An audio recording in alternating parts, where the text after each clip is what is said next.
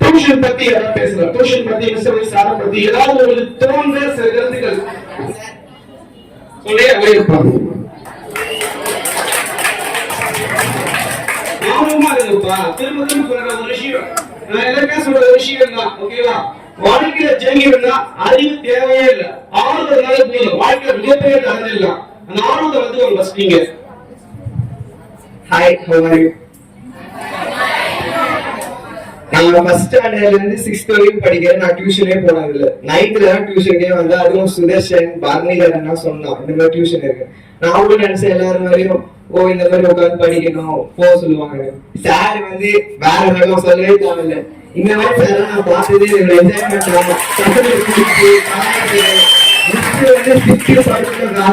Miss எனக்கு ஒரு இன்ஸ்பிரேஷனா இருக்கு. சாரும் மிஸ்ஸும் அல்ல கப்பில் சொல்லவே வேணும். எப்படியாவது சாருக்காக கஷ்டமா பேசணும் என் ஆசை. இந்த பிராண்ட் சார் சொல்றாரு, அவருக்கும் ஆசை இருக்கு நம்ம டியூஷன் பசங்க ஃபர்ஸ்ட் வரணும், அதனால நம்ம படிப்போம். தேங்க்யூ.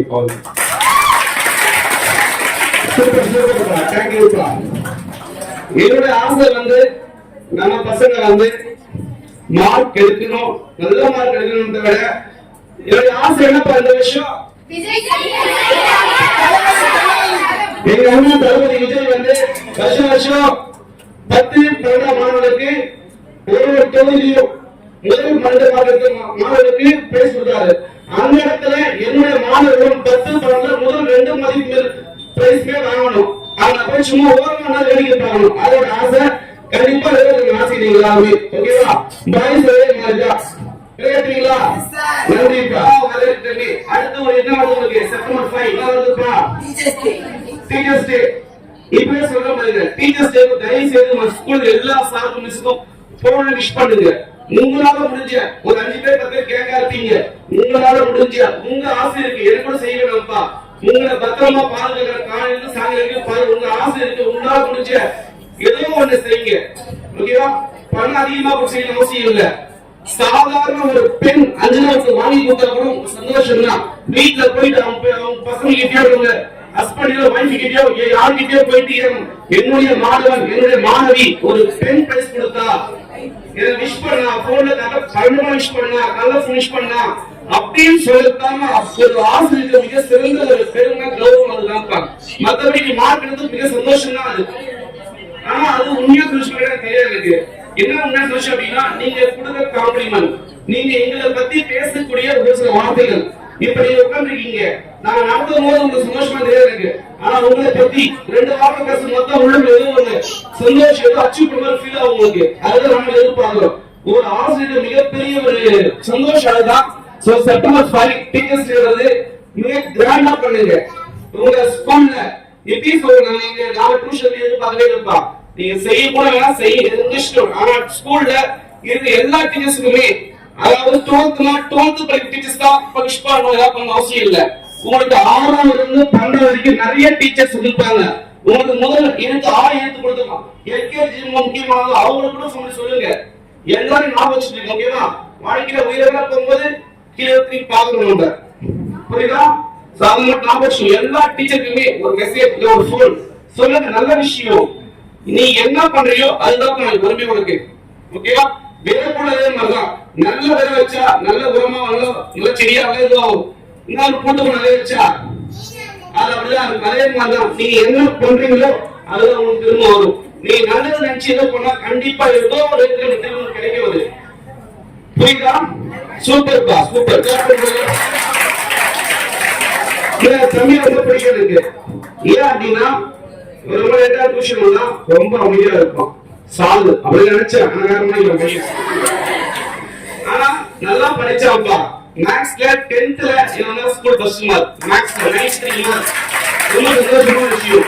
என்னோட எதுக்கு அப்படின்னா டோட்டல் கம்மியா எடுத்திருக்கான். அதான் சொல்லிருக்காங்க 11th 12th நல்லா படிச்சு சொல்லிருக்காங்க. ஓகேவா? சூப்பர். ஆனா இதே 11th சூப்பரா படிச்சு சொல்ல போறோம். ஓகேவா? இன்னைக்கு வரைக்கும் டியூஷன் ஒரு மிகப்பெரிய ஒரு பற்றோட தம்பி வந்தான். அனைவருக்கும் வணக்கம். நான் 10ஆம் வகுப்பு படிக்கும் போது ஆஃப்டர் எக்ஸாம் ரிசல்ட் வந்ததுதான் பேரண்ட்ஸ் வந்து டியூஷன்ல சேர்த்து விடுறதுக்காக வந்தோம்.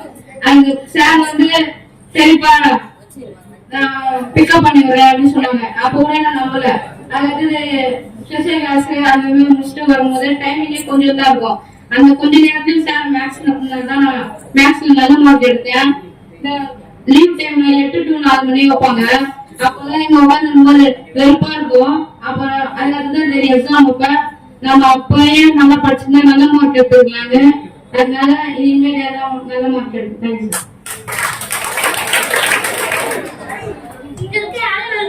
வணக்கம். நான் லெசன் நடக்கும்போது எனக்கு ரொம்ப கவனிக்கிறது ரொம்ப பிடிக்கும். நான் எப்ப பார்த்தாலும் சார் நடக்கும்போது சும்மா தேவையில்லை சொல்லுவேன். ஆனாலும் சார் கண்டுக்காது திருப்பியும் நடத்துவாரு. எவ்வளவு கஷ்டம் இருந்தாலும் அதை அரைச்சு நான் தப்பா சொன்னா திருப்பி அரைச்சு ரெட்டா போடுவாரு சாரு. அப்ப கூட நான் திருப்பி தப்பா தான் சொல்லுவேன். மேம் நடத்தும் போது எனக்கு ரொம்ப பிடிக்கும். ரொம்ப சூப்பரா இருக்காங்க.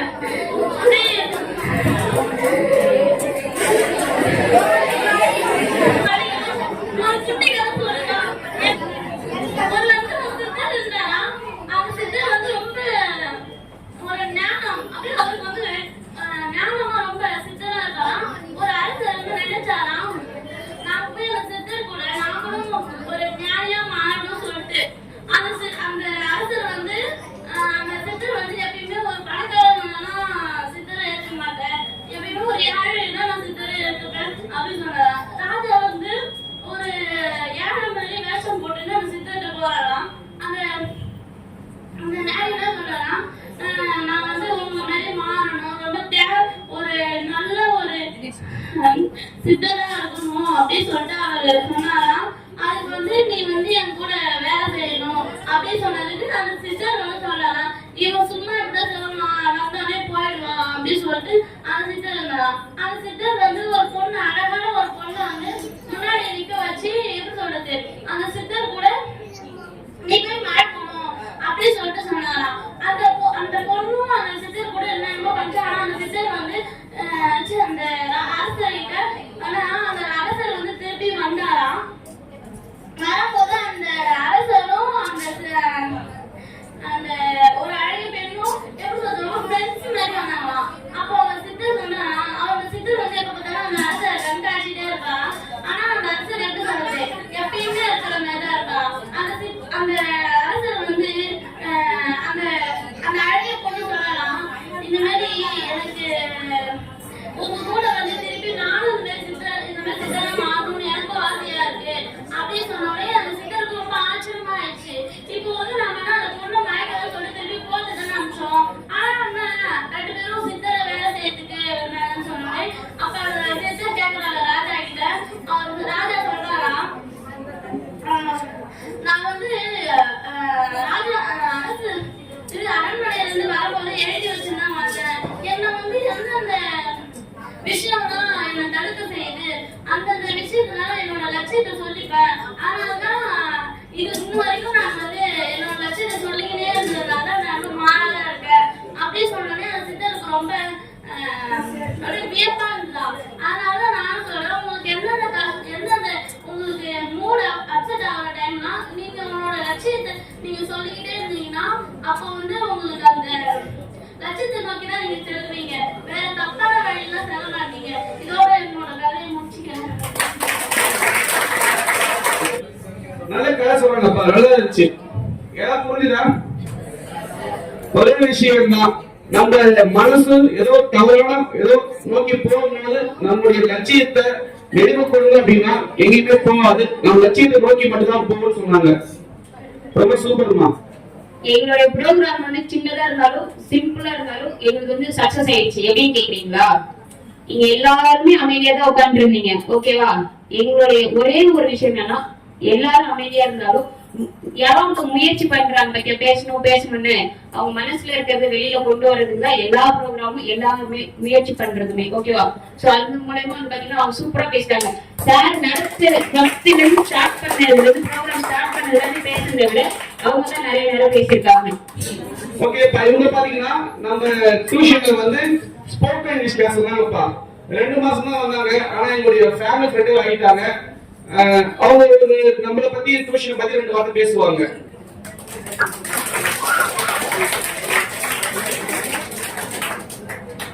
என் பேரு லட்சுமி தேவி. நான் வந்து 12th முடிச்சுட்டு இந்த லீவ்ல கம்ப்யூட்டர் கிளாஸ் போனேன். அப்புறம் இன்னும் ஒரு 2 மாசம் லீவ் இருந்தாலும் ஸ்போக்கன் கிளாஸ் வந்தேன்.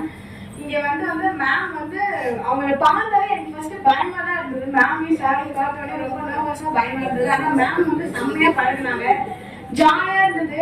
எப்பயுமே ஜாலியா தான் இருந்தாங்க. மேம நான் கலாய்ப்பேன், அவங்க வந்து எதுவுமே சொல்ல மாட்டாங்க, அவங்களும் இதுக்கு சிரிப்பாங்க. ரொம்ப நல்லா நடத்துனாங்க, நல்லா இருந்துச்சு. இந்த 1 மாசம் போறதே தெரியல. இப்ப நான் சேராவே நானும் பார்க்கணும் திரும்பி வந்தேன். எனக்கு ரொம்ப சந்தோஷமா இருந்துச்சு இங்க வந்தது. தேங்க்யூ. ஓகேப்பா, சூப்பரா பேசுறாங்க, பரவாயில்ல. அவங்க நேரத்தையும் ஒதுக்கி எங்களுக்காக வந்து பாக்குறது ரொம்ப ரொம்ப சந்தோஷமா இருக்கு. அடுத்து 12வது நாள் லோகேஷ் பேச போறாங்க. நான் 9th வந்து படிக்கிறேன். அக்காவும் இங்கதான் படிச்சாங்க, நானும் இங்கதான் படிச்சோம்.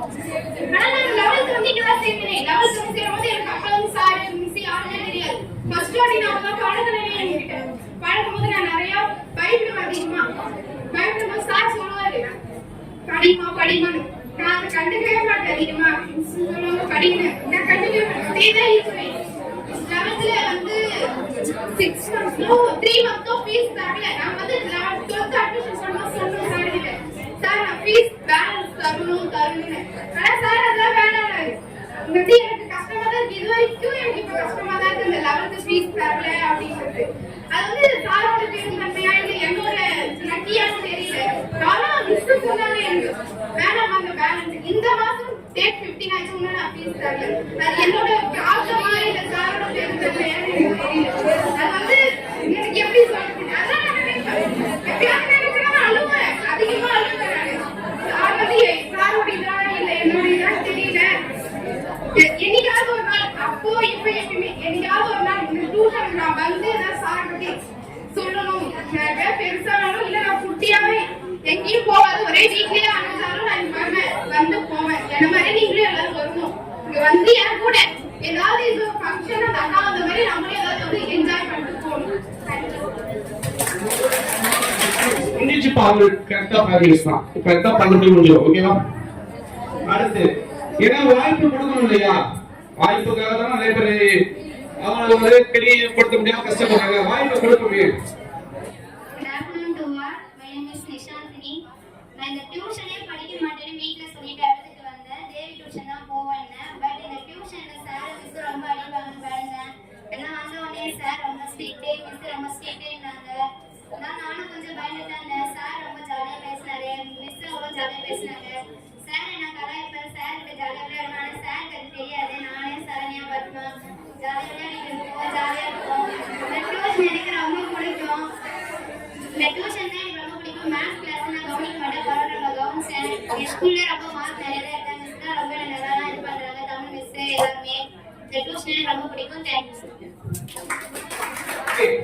நிறைய பேர் பேசுற என்ன இருக்கு, பேச முடியல, பரவாயில்ல, நான் இதை எதிர்பார்க்கவும் இல்லை. ஆனா எனக்கு ஒரே ஒரு ஆசைதான், இன்னும் 5 வருஷம் கழிச்சு நீங்க எல்லாருமே வந்து பேசணும்.